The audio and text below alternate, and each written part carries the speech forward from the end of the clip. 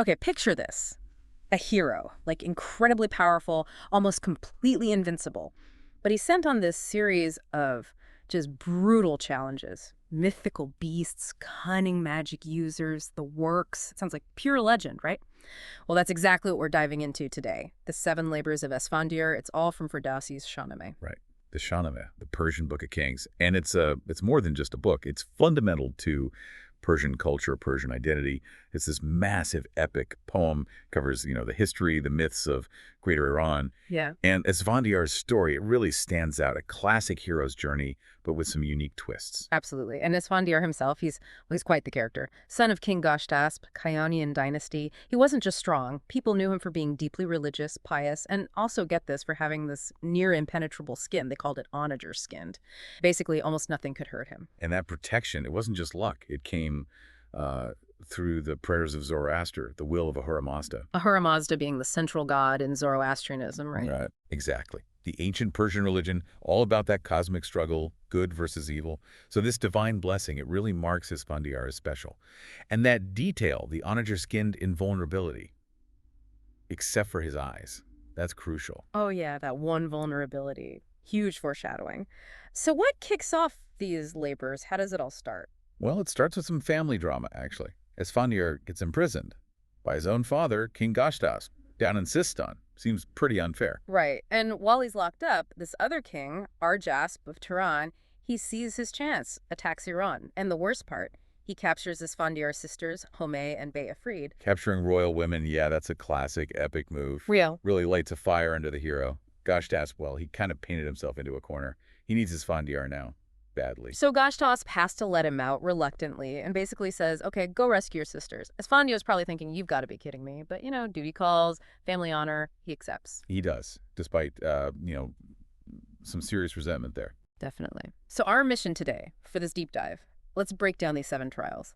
What exactly did he face? What do these fights tell us about him? And are there deeper meanings, symbols we can pull out? Sounds like a plan. Where do we start? Labor number 1. Let's do it. First labor. Okay, so Esfandiar sets off. He's got his famous horse, Black Ratch. Powerful name. And pretty quickly, out on this wide open plain, he runs into trouble. 2 wolves. But not just any wolves, I gather. No. These are described as enormous, Yeah. huge, and incredibly ferocious. They charge right at him. Yikes. How does he handle it? Swiftly. He draws his sword, uses his spear, takes them both down pretty decisively, and then in a bold move, he skins them. Keeps the hides as trophies. Wow.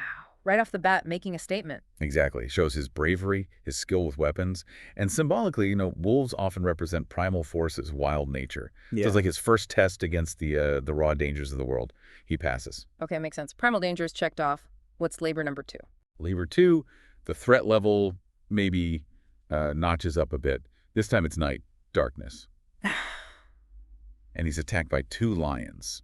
Roaring lions. Again, think raw power, aggression. 2 lions now. Okay. Does he use the sword and spear again? He uses his sword for one, No. but the other one, get this, he overpowers it with his bare hand. Bare hands against a lion. Okay, this guy's strength is just off the charts. Pretty much. And just like with the wolves, he skins these lions too, adds them to his growing collection. Huh. Right. So what's the significance here? More raw power. Yeah, it definitely reinforces his incredible physical strength, his courage.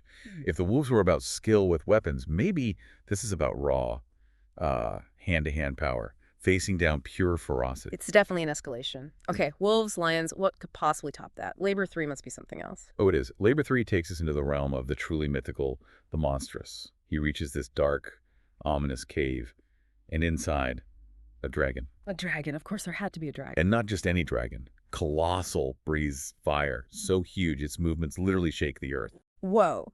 Okay, forget swords and spears for a second. How do you even approach something like that? This is where Esfandiar shows he's not just about brute force. He uses his brain. He gets cunning. He designs and builds this special wooden chariot. But he fits it out with sharp blades on the inside. Then he hides inside it. A Trojan horse, but for a dragon, that's incredibly clever. And risky. Extremely risky. The dragon sees the chariot, thinks, lunchtime, swallows it whole. Oh, man. And as it goes down, those internal blades just tear the dragon apart from the inside. Esfandiar then climbs out and delivers the final blow. Unbelievable. Thinking inside the box, literally. What does this dragon fight symbolize? It feels bigger than the animals. Definitely. Dragons in mythology often represent, chaos, evil, ancient demonic forces. Hmm. So Esfandiar beating it isn't just physical courage.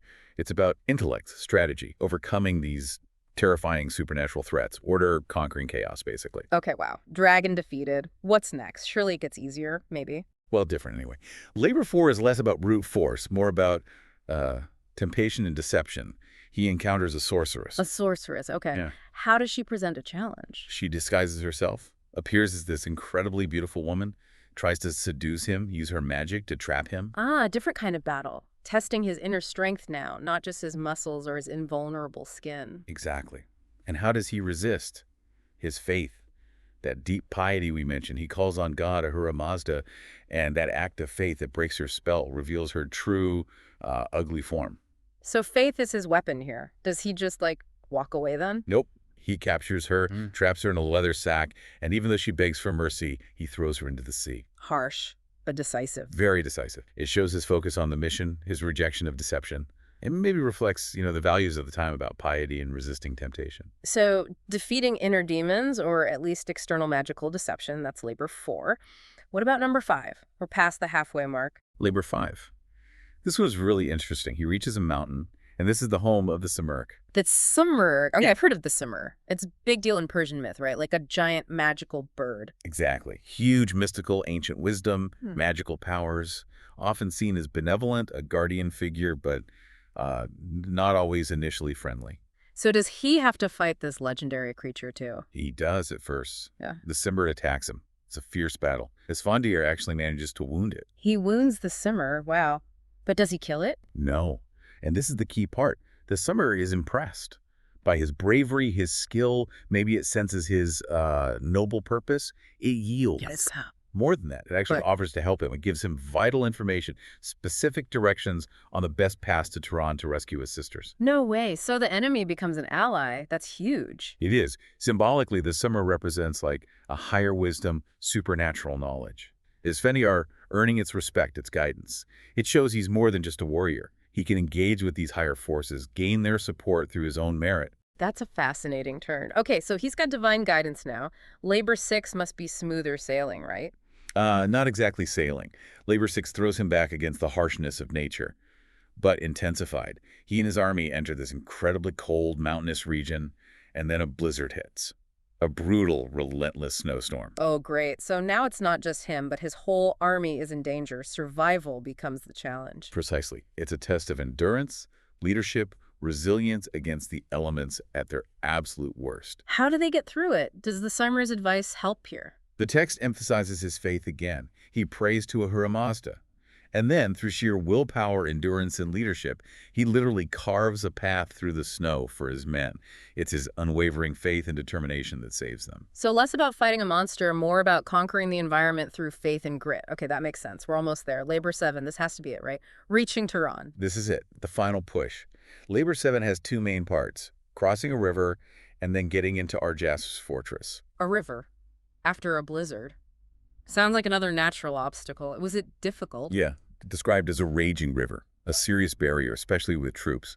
But Esfandiar, using his intellect again, working with his soldiers, they figure out a way to cross.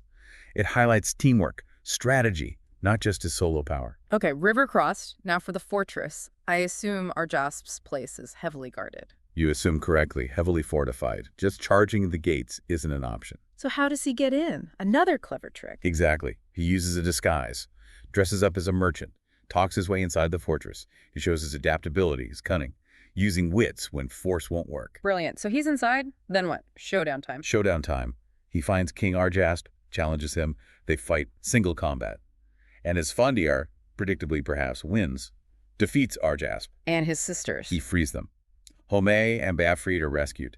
Mission accomplished. Amazing. 7 labors, incredible challenges, sisters rescued, enemy king defeated. What a triumph. He must have returned to Iran as the biggest hero ever. He did return a hero. Triumphant, celebrated. He'd done the impossible. But, and this is the tragedy of his story we sort of hinted at, his own success becomes a problem. How so? His father, King Gashtasp, instead of being grateful, proud, he gets wary, jealous maybe, afraid of Esfandiar's power, his popularity. Oh no, not the jealous king trope again. Don't tell me Gashtas turns on him after all that. That's exactly what happens. It leads eventually to Gashtaft sending Esfandiar on basically a suicide mission, a confrontation with the other great hero of the age, Rostam. Rostam. But Rostam is, well, he's Rostam, the ultimate champion. Precisely.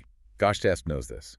And he knows, or Rostam figures out, Esfandiar's one weakness. His eyes. His eyes. Rostam, guided by the Simmer actually, shoots a special arrow and blinds Esfandiar, leading to his death. Wow. So after all of his labors, defeating monsters and magic, surmounting nature itself, he's brought down by politics, jealousy, and that one single vulnerability. It's incredibly tragic. The 7 labors show his heroism, his faith, his loyalty, everything you'd want in a hero. But they also lead directly to his downfall. It's a powerful story about fate, maybe the limits of even divinely granted power. Yeah, he overcomes so much externally only to fall victim to, well, human flaws and maybe destiny. Right. He had this near-perfect protection, but it seems his path was always leading towards that fatal encounter, that single weakness. So thinking about Esfandiar, his invincibility, his incredible labors, and then his tragic end, maybe the question for you listening is this. What does this ancient epic tell us about fate, about destiny? Are even the greatest heroes ultimately bound by limits they can't overcome? Definitely something to chew on. It adds such depth to the Shahnameh, beyond just the battles and heroics.